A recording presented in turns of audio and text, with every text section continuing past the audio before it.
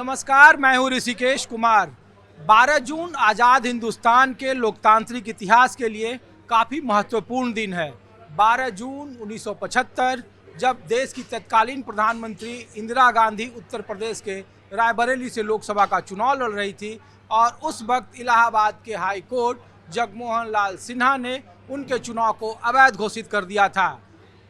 जगमोहन लाल सिन्हा के उस फैसले ने देश की राजनीति को दशा और दिशा दोनों में बदलाव का एक बड़ा कारण माना गया और उसके कुछ ही दिनों के बाद देश ने आपातकाल देखा।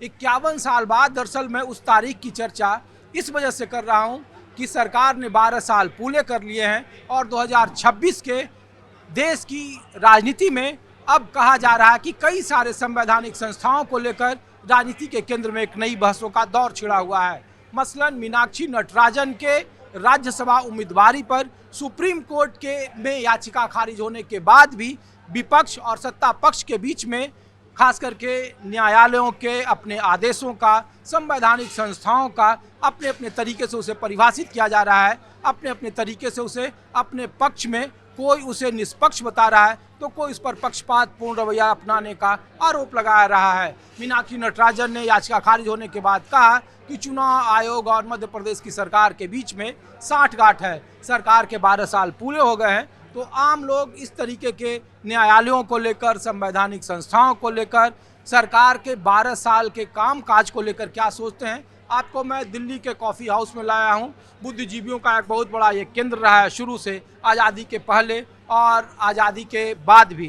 तो आम लोगों के बीच में है सर, तो ये बड़ा चर्चा है मीनाक्षी नटराजन का। और मैं ये 75 की घटना इसलिए बता रहा था कि एक वक्त था जब अदालतों के जो फैसले थे वो नज़ीर पेश करते थे।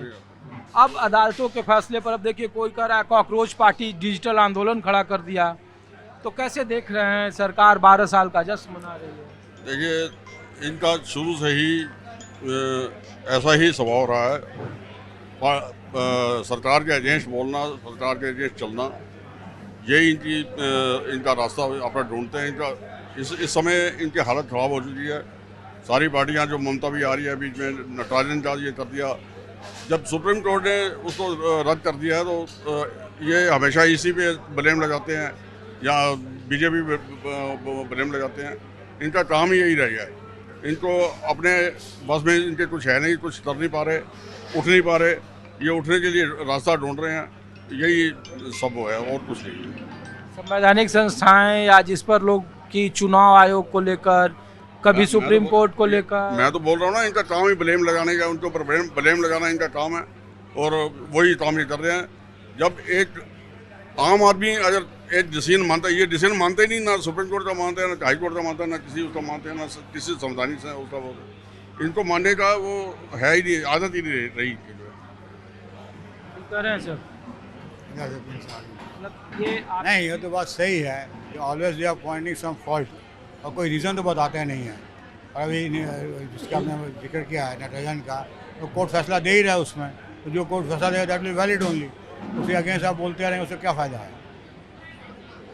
ये जो कभी कहते हैं कि अनिल मसीह चंडीगढ़ का मामला, कभी रिटर्निंग ऑफिसर का मामला, कभी SIR का मामला, कभी ED और CBI के दुरुपयोग का मामला, तो ये चूँकि 2026 में पहले की परिस्थिति कुछ और थी, अब की कुछ और है। रिटर्निंग ऑफिसर जो कर रहा है इस पर रूल ही कर रहा है ना, अपने घर से तो कुछ नहीं कर रहा वो। Whatever he is doing as per the rule. कि अगेंस्ट रूल गया तो दे गो इन कोर्ट, कोर्ट में जाकर उनका फैसला हो गया होगा, पता नहीं आज क्या फैसला हुआ। नहीं, याचिका खारिज कर दी मीनाक्षी नटराजन होगी ना, दैट मीन्स इनवैलिड हो गया ना फिर वो। और क्या मतलब उसका स्टे रह गया, रिटर्निंग ऑफिसर का स्टे रह गया ना फिर, तो शी इज इनवैलिड नाउ। आप भी कुछ बोलना चाह रहे हैं सर? वही आप इमरजेंसी पर बात कर रहे हैं। नहीं, मैंने इसलिए ये कहा क्योंकि 12 जून आज तारीख है, 75 का दिन था। तो एक दौर था जब हम लोगों ने देखा कि आज़ाद भारत में एक नज़ीर हुआ न्यायालय की व्यवस्था में, राजनीति के इतिहास में। अब एक दौर 2026 से 51 साल के बाद, पहले अदालतों को लोग सराखों पर लेते थे, अब चाहे वो अदालत हो, चुनाव आयोग हो, केंद्रीय एजेंसियां हो, सब राजनीति के बहसों के केंद्र में। आप किसी आम आदमी के पास चले जाएं, लोग उस पर अपनी राय दे देते हैं। देखिए क्या है कि लोगों में जागरूकता आ गई है। एक तो सोशल मीडिया जो है ना, इसमें जो अनाप शनाप सब दिखाया जाता है, बोल दिया जाता है, वो होता है। अब लोगों को ये भी मालूम पड़ गया, जो नई पीढ़ी है, कि इंदिरा जी ने सत्ता संभालते ही साधुओं पे गोली चलाई थी जब गौ हत्या आंदोलन हुआ था। उसमें बहुत से साधु मर गए थे। उसके बाद फिर इंदिरा जी ने नॉर्थ ईस्ट में कलमाड़ी और राजेश पायलट, ये दोनों उस वक्त एयरफोर्स में थे, इनसे गोलियां चलवाई थी। बहुत सॉरी, ऊपर से बम फेंकवाए थे। बाद में दोनों से रिजाइन करवाया, फिर उनको सत्ता में लाए, राजेश पायलट भी कलमाड़ी। लेकिन इंदिरा गांधी के बारे में ये भी तो है देश के इतिहास में कि पाकिस्तान का विभाजन कर दिया, सुनिए, दो युद्ध। मैं सवाल इसलिए ये पूछ रहा हूँ कि अब जब राज्यसभा का नामांकन, चुनाव आयोग, और जब सरकार 12 साल मना रही है, तो लोग कह रहे हैं कि अच्छे दिन हैं। आप लोगों का तो इतना पुराना अनुभव रहा है। अच्छे दिन तो हैं, क्यों नहीं है। 80 करोड़ लोगों को 5 किलो गेहूँ मिल रहा है फ्री में, राशन मिल रहा है, बहुत से लोगों को फ्री बिजली मिल रही है, फ्री पानी मिल रहा है, उज्ज्वला में 4 सिलेंडर मिल रहे हैं। बताइए अच्छे दिन क्यों नहीं है। उनके लिए तो है ना, जो पैसे से थोड़े कमज़ोर हैं, आर्थिक स्थिति जिनकी मजबूत नहीं है, या जो घटियापन दिखा के, आर्थिक स्थिति कमज़ोर दिखा के बीच में लूट खसोट कर रहे हैं, उनके लिए तो अच्छे दिन हैं। मैं मानता हूं कि इंदिरा जी के समय वो थी, ये कहना कि जी बांग्लादेश बना दिया, और ये वहाँ के लोगों ने जब विद्रोह करा तो हमारी जो मुक्ति, उनके साथ मिल गई मुक्ति वाहिनी के साथ हमारी सेना, तो हुआ ऐसा। हर समय कुछ ना कुछ होता रहता है। ये वही देश है, उनके पिताजी ने पीओके क्या हुआ, चाइना को जगह दे दी, क्या हुआ, और कई समस्याएं खड़ी की, क्या हुआ। और विदेश नीति में तो देख रहे हैं कि हॉर्मुज से लेके और अलग अलग जगहों पे ये पेट्रोल डीजल के दाम, अमेरिका का हस्तक्षेप, ये भी लोग कह रहे हैं। सुनिए, हस्तक्षेप नहीं है, वहाँ युद्ध हो रहा है। युद्ध में क्या होता है, कौन डिस्ट्रॉय हो जाए, कौन आगे निकल जाए, नहीं कह सकते। ये नहीं कहना चाहिए। हमारे देश में तो नहीं हो रहा ना, हमारे यहाँ तो पेट्रोल डीजल के दाम इतने ज़्यादा नहीं बढ़े, ये तो आपको मानना पड़ेगा ना। अगर अपनी गाड़ी से आते हैं कि बस से आते हैं आप? मैं तो बस से आता हूँ। और सुनिए, वो लोग भी खुदकते हैं बिना वजह। जो पेट्रोल डीजल भरवा रहा है वो तो बोलता नहीं। हाँ, ट्रक वाले ज़रूर कहते हैं कि हमें भाड़ा बढ़ाना पड़ेगा, क्योंकि बाकी जिनके पास कारें हैं, हर 6 महीने में उनको डीआर में, उनको क्या बड़ी बोलते, वो बोलते ही नहीं है। कोई फर्क नहीं पड़ता है ये सब महंगाई उनको का? नहीं पड़ता भाई। जिनके पास कारें हैं, वो पेट्रोल डीजल में अगर 2 रुपये बढ़ गए, 3 रुपये बढ़ गए, उसको क्या फर्क पड़ रहा है। ये तो विपक्ष बोलता है। अगर ये भी विपक्ष में होते, ये भी बोलते। यहाँ विपक्ष का कौन सा लोग है? यहाँ तो सब आप लोग, यहाँ हम तो उनको ऐसे जैसे भी बुद्धिजीवी हैं। यहाँ तो ऐसे भी बुद्धिजीवी आते हैं कि जो सारा दिन सरकार गिराते हैं यहाँ बैठ के, और शाम को गिरते पड़ते अपने घर चले जाते हैं। आप किसकी बात कर रहे हैं?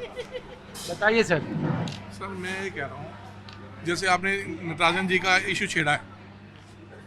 नहीं, मैं तो जनरली कि पहले के लोकतांत्रिक व्यवस्था में संवैधानिक संस्थाओं पर आप कहीं भी चले जाएं, किसी भी राजनीति के बहसों के केंद्र में ज़्यादा है मीनाक्षी नटराजन। तो आज का मामला है कि सुप्रीम कोर्ट ने याचिका खारिज कर दी।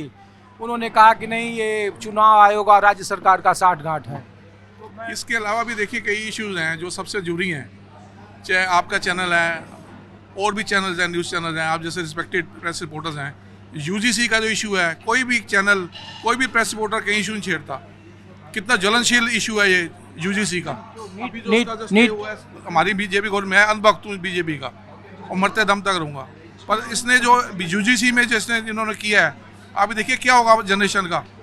ये तो सिविल वार छिड़ जाएगी अगर इन्होंने लागू कर दिया तो किसी भी तरीके से। यूजीसी का जो नया नियम आया, अब उसको इशू छेड़ते हैं कोई भी चैनल, कोई भी आप जैसे रिस्पेक्टेड जो प्रेस रिपोर्टर्स हैं। तो सुप्रीम कोर्ट ने स्टे लगा दिया है ना सर। स्टे लग गया, क्या हो गया? 155-58 दिन हो गए हैं। किसी भी चैनल में, कहीं पर भी यूजीसी का इशू छेड़ा जाता, क्यों नहीं छेड़ा जाता?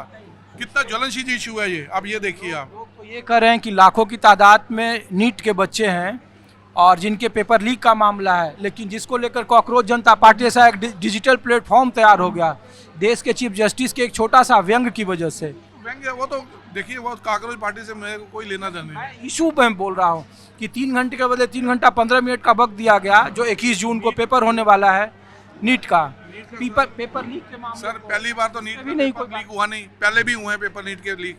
मैं तो इस टाइम कहता हूँ जितने भी आपके प्रेस रिपोर्टर में रहेगी, आप सबको हाथ जोड़े विनती है कि आप यूजीसी का इशू छेड़ें, यूजीसी के बारे में आप लोगों से पब्लिक में बात करें कि आने वाली जनरेशन हमारी कॉलेज में जाएगी, उनका क्या होगा। कोई भी झूठ बोल देगा, 10 साल के लिए अंदर बच्चा मारा, हमारी तो जनरेशन, हमने तो खा पी ली, हमने तो कितने बच्चे हमारे पास। हमारी जनरेशन अगर हम इशू इसको नहीं छेड़ेंगे तो हमारी फोटो पर हमारी जो नेक्स्ट जनरेशन, हमारी इनविजिबल जनरेशन है, पेशाब करेगी हमारी फोटो के ऊपर। आज हमारे पास सब कुछ है, उसके बाद हम इशू नहीं छेड़ते, क्यों नहीं छेड़े हम लोग? ये तो 2000 कोई भी प्रेस रिपोर्टर, कोई टीवी चैनल यूजीसी का इशू छेड़ रहा कहीं पर भी, आप ये देखिए। सबसे ज्यादा हम लोग तो इलाहाबाद और बनारस और अलग अलग यूनिवर्सिटियों में कई दिनों तक रही यूजीसी का, जब नया रेगुलेशन आया तो। अब उस पर सुप्रीम कोर्ट ने स्टे लगा दिया, मामला जब सरकार के पाले में है, उसका नया रीड्राफ्ट होना है, तो फिर अचानक अभी तो लोग नीट पर बात करना चाहते हैं, नीट पर नहीं। कोई लोग बेरोजगारी महंगाई पर पूछते हैं, कहते हैं बेरोजगारी महंगाई। कोई बेरोजगारी नहीं है सर, जाए होटल्स में देखिए सारे भरे पड़े हैं, कोई कहाँ बेरोजगारी दिखाएं। यहाँ पे सब खा पी रहे हैं, हम वही ले रहे हैं, सब कोई बेकार की बातें हैं सर। जो मेन इश्यू है उसको नहीं छेड़ेंगे आप लोग। ठीक है, शुक्रिया।